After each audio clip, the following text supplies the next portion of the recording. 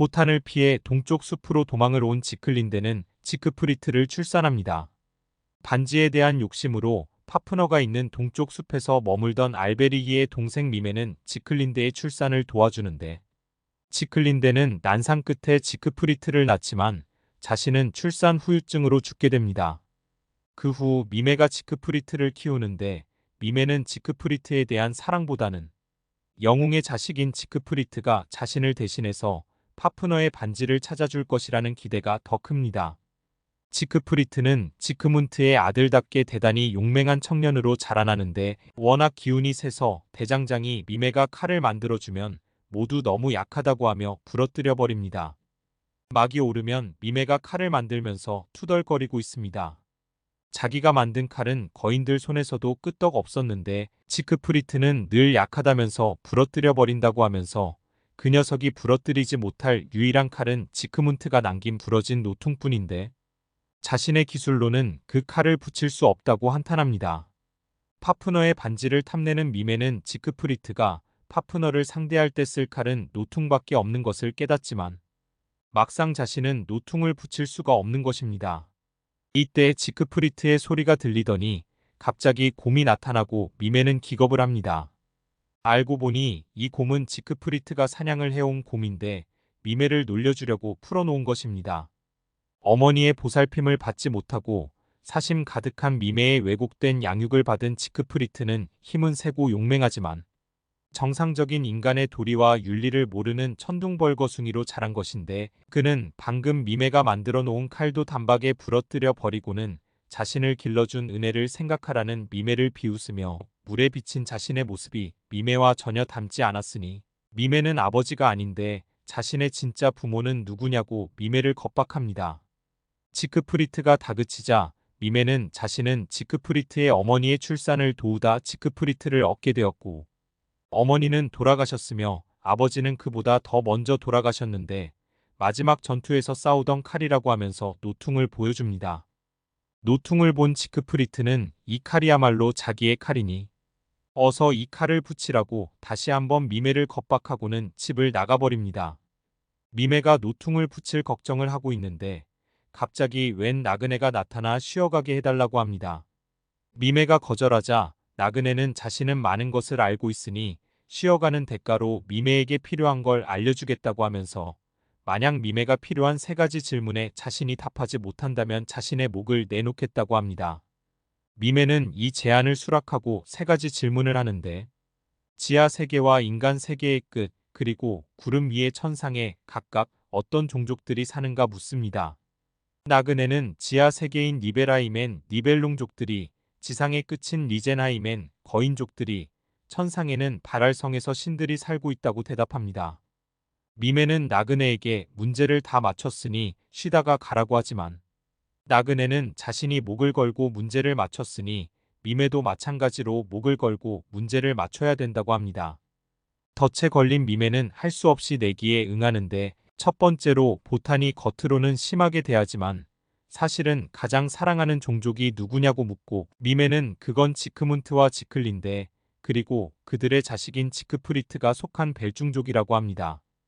두 번째 질문에서는 니벨룽족 한 명이 지크프리트를 시켜서 파프너를 죽이고 반지를 얻으려고 하는데, 파프너를 죽일 수 있는 칼은 어떤 칼이냐고 묻고 미메는 그건 노퉁이라고 합니다. 세 번째 질문에서 나그네는 그럼 누가 그 부러진 노퉁을 붙일 수 있느냐고 묻습니다.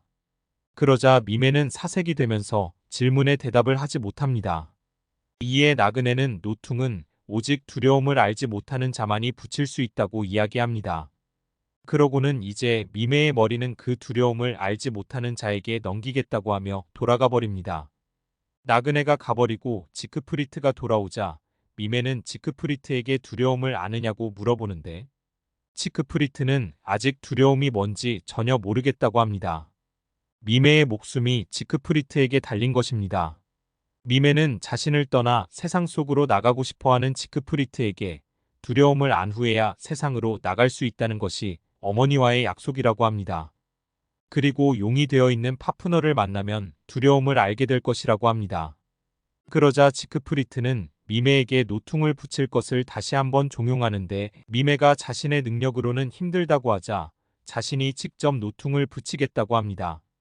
지크프리트는 노퉁을 아예 갈아서 녹인 다음 완전히 칼을 새로 만들어냅니다. 칼을 부수고 녹여서 새로 만드는 과정이 생생하게 펼쳐지는 칼 만드는 장면은 지크프리트의 명장면 중 하나입니다. 지크프리트가 칼을 만드는 동안 미메는 지크프리트가 파프너를 죽이고 반지를 찾아오면 그걸 다시 빼앗을 방법을 궁리하다 그에게 먹일 수면제를 만듭니다. 지크프리트를 잠재운 뒤 반지를 뺏고 그를 죽여서 두려움을 모르는 자에게 담보 잡혀 있는 자신의 목을 구할 생각입니다. 드디어 칼이 완성되고 지크프리트와 미메는 파프너가 있는 동굴을 향해 길을 떠납니다. 한편 파프너가 있는 동굴 근처에는 알베리이가 이미 와 있습니다. 자신이 만든 반지를 되찾기 위해 항상 파프너가 있는 동굴 근처를 배회하면서 기회를 엿보고 있는 것입니다. 이때 어둠 속에서 나그네가 나타납니다. 지크프리트의 원정길에 반지를 탐하는 자들이 모두 모이고 있는 것입니다. 알베리히는 나그네를 보자 단박에 그가 자신의 반지를 뺏어간 보탄이란 것을 알아채고 욕을 하기 시작합니다. 나그네는 자신은 알베리히와 싸우러 온 것이 아니고 미메가 파프너를 죽이고 반지를 차지할 영웅을 데리고 이리로 오고 있으니 미메에게 반지를 뺏기지 않으려면 잘 대처하라고 하면서 용에게 자신을 죽일 영웅이 오고 있으니 반지를 미리 내주라고 해보라며 용을 깨웁니다. 나그네의 부름에 깨어난 용이 그 이야기를 듣더니 코웃음을 치면서 영웅이 오면 삼켜버리겠다고 합니다. 드디어 미메와 지크프리트가 파프너가 있는 동굴에 도착하고 미메는 용의 심장을 찌르라고 충고합니다. 지크프리트의 나팔 소리에 잠이 깬 파프너는 도발하는 지크프리트와 싸움을 하는데 얼마 가지 않아 지크프리트는 용의 심장을 찔러 쓰러뜨립니다.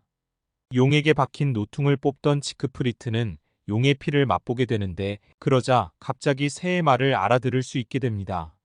지크프리트 주위를 배회하던 새는 지크프리트에게 용의 동굴로 들어가 반지와 타르헬름을 가지라고 이야기합니다. 그리고는 반지와 타르헬름을 가지고 나오는 지크프리트에게 미메가 당신을 노리고 있으니 조심하라고 경고해 줍니다.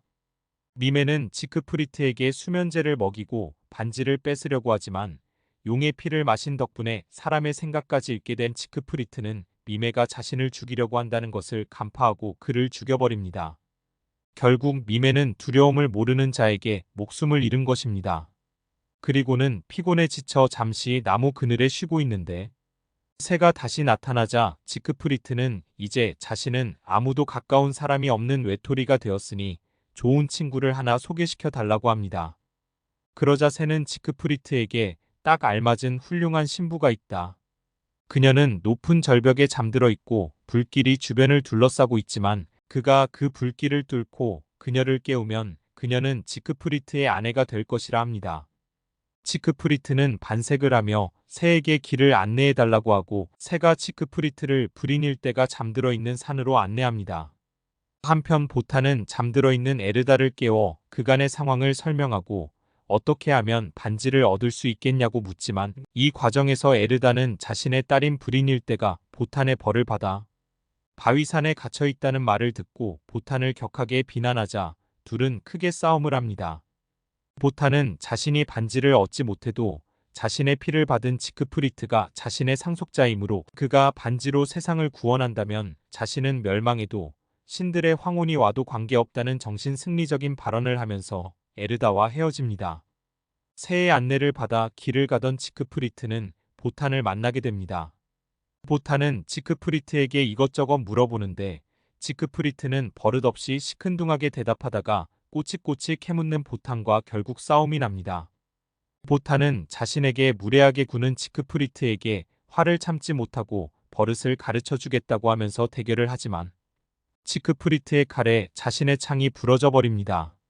보탄은 쓸쓸히 퇴장하고 지크프리트는 드디어 불인일 때가 있는 바위산으로 갑니다. 특별한 어려움 없이 불타는 바위산으로 들어간 지크프리트는 불인일 때를 발견하고 그의 가슴을 죄는 갑옷을 풀어주는 과정에서 그가 남자가 아닌 여자란 것을 알게 되자 깜짝 놀랍니다.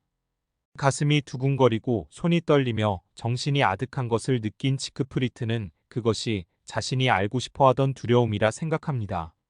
불인일 때는 지크프리트가 자신을 깨워준 것을 기뻐하지만 투구와 갑옷을 보고 자신이 무장해제되었고 발퀴레의 지위를 잃었음을 깨닫습니다. 그리고 지크프리트와 결혼하여 순결을 잃는 순간 평범한 인간이 된다는 사실을 슬퍼하며 지크프리트의 구원을 거절합니다.